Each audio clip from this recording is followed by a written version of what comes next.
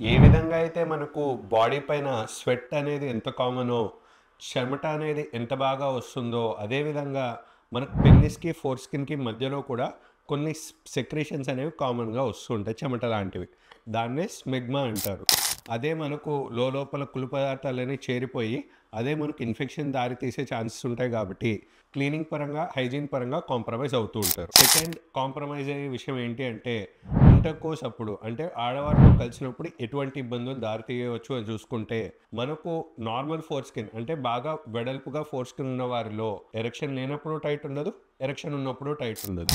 అదే గనుక బాగా చిన్నబడిపోతే మనకు ఇక్కడే తెలిసిపోతది మనకు ఫ్రీగా ఎళ్తుందా లేదా అని.